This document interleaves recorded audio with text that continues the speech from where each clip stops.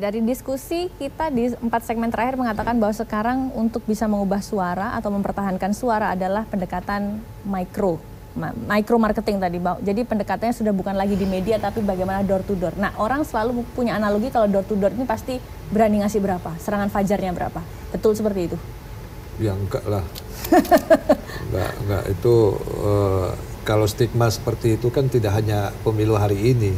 Ya, banyak pemilih atau banyak masyarakat tidak hanya di pemilu tapi di pilkada karena kami menerima serangan fajar. Kan banyak sekarang itu kan stigma seperti itu. Karena memang inilah upaya ya yang membuat demokrasi kita itu jadi hancur. Ya. Bisa jadi ini kan upaya-upaya yang digembosi oleh kelompok-kelompok tertentu ya. Tapi saya pikir adalah micro marketing ini ya, pendekatan face to face yang dilakukan oleh pemilih kepada paslon itu sangat penting karena apa? Bisa meyakinkan kepada pemilih ya tentang dia mau menentukan sikap dan pilihannya. Pak Jokowi sejak di Solo periode pertama sampai dia terakhir Pilpres 2014 dia selalu lakukan itu. Ya, dia mendekati rakyat itu dari hati, menyalami rakyat itu, ya, bersentuhan langsung dengan rakyat itu, bersentuhannya itu face to face, tidak di atap kap mobil, Mas, ya kan? Kesana, berbeda, begitu. Saya sengaja kemasanan supaya bisa dielaborasi oleh survei. Gitu. Nah itu, jadi saya pikir itu menyalami. Kadang-kadang saking semangatnya rakyat itu ya tangannya terluka kena kuku-kuku pemilik apa itu masyarakat itu, ya. Nah itu bukan pakai krim yang dari Eropa itu. Bang Sandi juga kadang ada orang nitipin uang juga kan sama juga ada ininya katanya juga dalam masyarakat. Berbeda kan kalau kita mau cari polanya apanya segmennya presiden sama head to head presiden sama presidennya kan berbeda, ya. Nah itu jadi itu pendekatan yang dilakukan Pak Jokowi mulai dari dan itu terbukti pengalaman dia makanya selalu kita sampaikan, pilihlah orang yang berpengalaman, pilihlah orang yang dekat tanpa jarak dengan rakyatnya.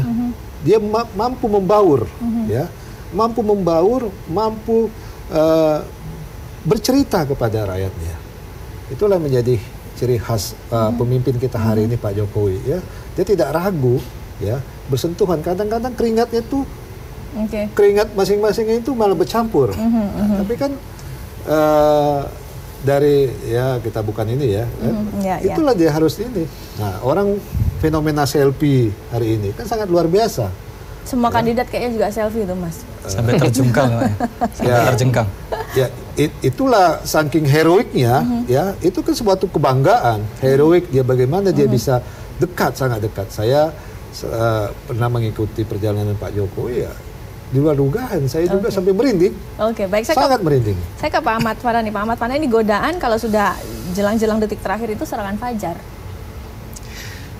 Kalau dari kami, dari mana duitnya Mbak? Serangan fajar itu bahkan kalau mau dilihat kan alat peraga Pak Prabowo saja jarang. Di mana-mana yang kita saksikan itu adalah inisiatif-inisiatif swadaya dan swadana dari teman-teman relawan. Kalau kita lihat potretnya, gejala yang terjadi di banyak daerah itu rata-rata kan kita saksikan betapa mengharukannya gitu. Teman-teman di bawah relawan-relawan itu dengan inisiatifnya sendiri mereka saking nggak punya duitnya dengan semangat yang luar biasa mereka sampai pakai karung-karung bekas dibeli kemudian tapi katanya udah habis sekian triliun itu. Yang seadanya. Itu benar nggak ada habis sekian triliun itu? Itu tentu dana teknis untuk keberangkatan segala macam. Habis kan. Saya pikir kalau mau dihitung dari seperti mana itu, Pak Jokowi itu? entah dari mana duitnya, terutama untuk selama ini pencitraan beliau yang sudah beliau laksanakan selama ini. Dan menurut saya keberpihakan itu tidak bisa serta-merta dilihat dari faktor-faktor simbolik saja. Misalnya kita nggak bisa mengatakan keberpihakan, kedekatan itu dengan salaman begitu saja gitu. Tapi Pak Jokowi itu pemimpin negara, Mbak.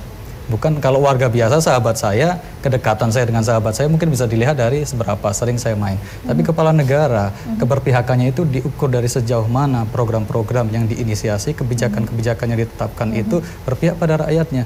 Kalau kita saksikan selama ini, sementara petani yang katanya disalamin itu lagi panen, Pak Jokowi impor. Dan banyak kebijakan-kebijakan lain ini yang masalah impor ini seharusnya Mas Fanani tanya kepada teman-teman pendukungnya yang ada di DPR. Kita nggak usah mempersoalkan itu. Ya ternyata sepakatan itu sudah disetujui oleh legislatif ya parlemen gitu, ya kan? Kan regulasinya begitu. Ya, setiap tentu, impor, penentuan impor itu kan kebijakannya adalah persetujuannya dari DPR. Nah di DPR itu ada siapa saja.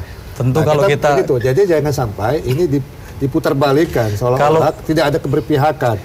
Kalau gitu. kemudian kalau kemudian kita mau apa namanya memaksakan dalih persetujuan dari DPR, tentu siapa partai yang dominan di DPR itu gitu kan.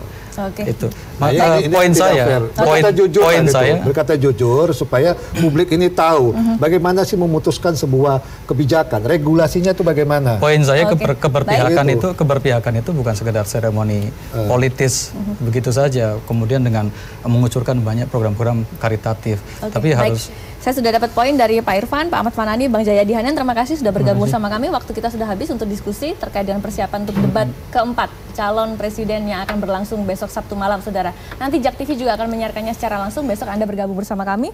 Dan inilah Ruang Demokrasi malam ini. Saya Ratna Dumila, selamat malam. Sampai jumpa.